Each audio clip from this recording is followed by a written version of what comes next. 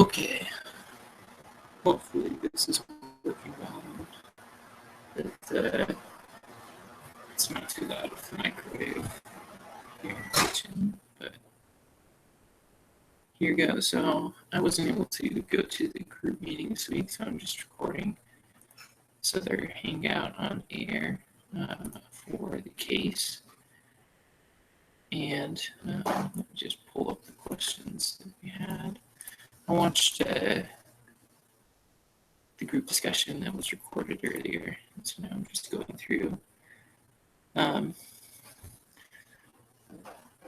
So it asks a little bit about what were some of the key issues in this case, and I kind of agree with what my group said, that Thomas was kind of a big issue. It seemed like he didn't really,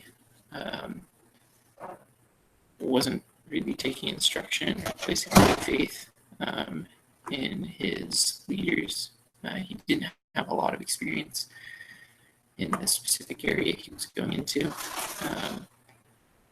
And so, anyway, it just seemed like he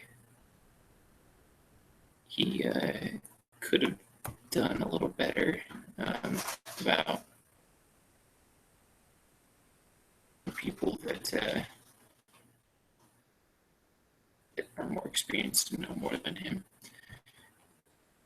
And let's see, the next thing it asked, it said, describe Frank Davis.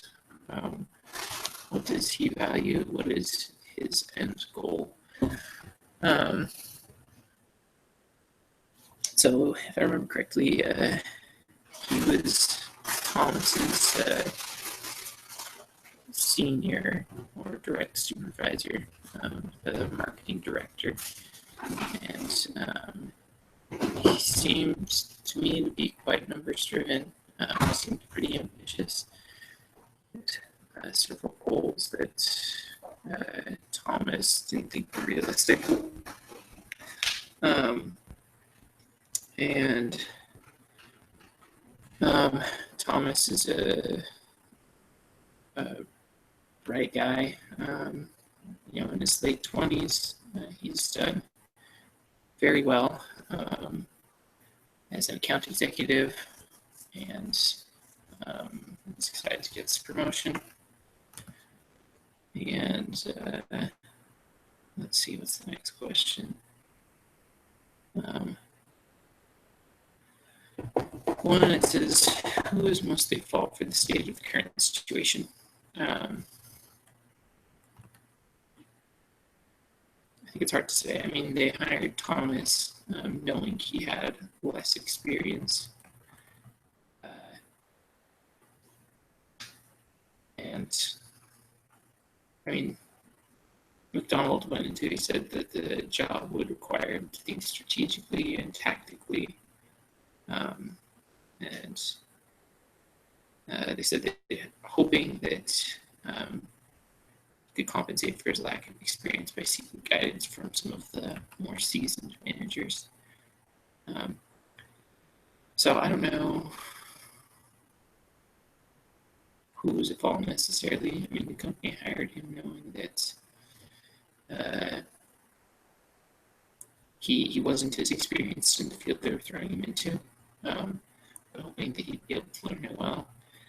And they, asked him to try and learn from the other more experienced managers, but it doesn't seem like they really gave him anyone to go to necessarily.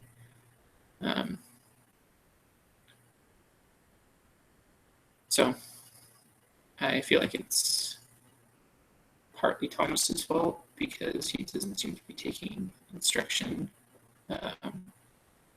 or correction very well. He seems to be slow at following up on things and just says he has his own style. But I think it's also the company's fault for hiring him and not giving him more structured training.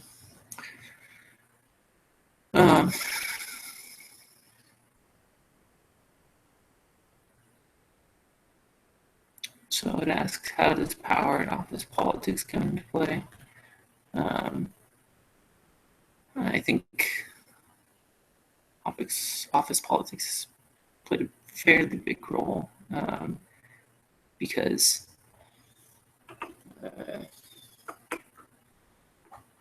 Thomas, instead of feel like working out his issues with what he felt were unrealistic goals with Davis, he just kind of spoke with the other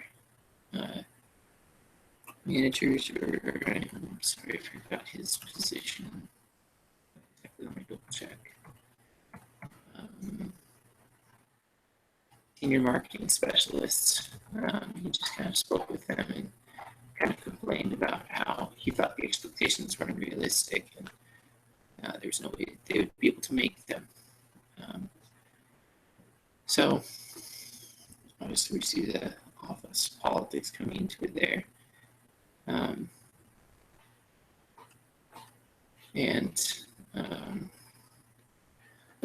I think he and Davis do both have different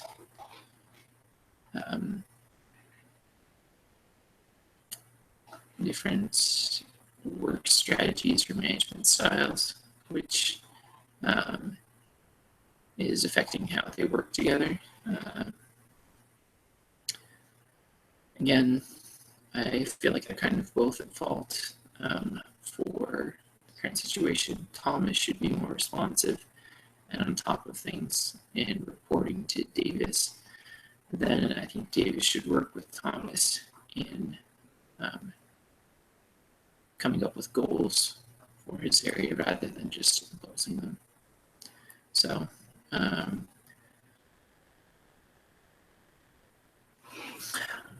one of the other questions is, how can he salvage the situation, or what can he do to repair it?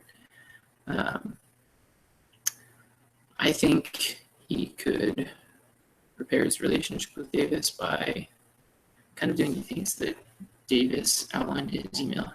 One thing I really appreciate about Davis was that he was very specific in his email about what needed to be done or what Thomas needed to do. He said to inform him of his plans and keep him updated on his schedule. Follow up when information is requested, and to just try and demonstrate more enthusiasm. So the last point I don't like quite as much, but update his Outlook calendar and just demonstrate a more positive attitude. And so I like that Davis was very specific in what he expected, the changes he was looking for in Thomas, and I don't feel like Thomas did a good job of maybe preparing all those things best he could.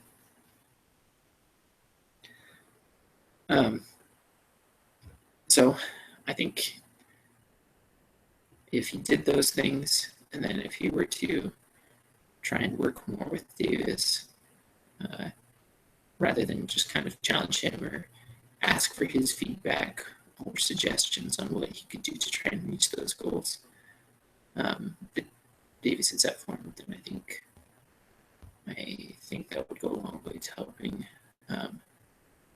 repair the relationship between them. So let's see.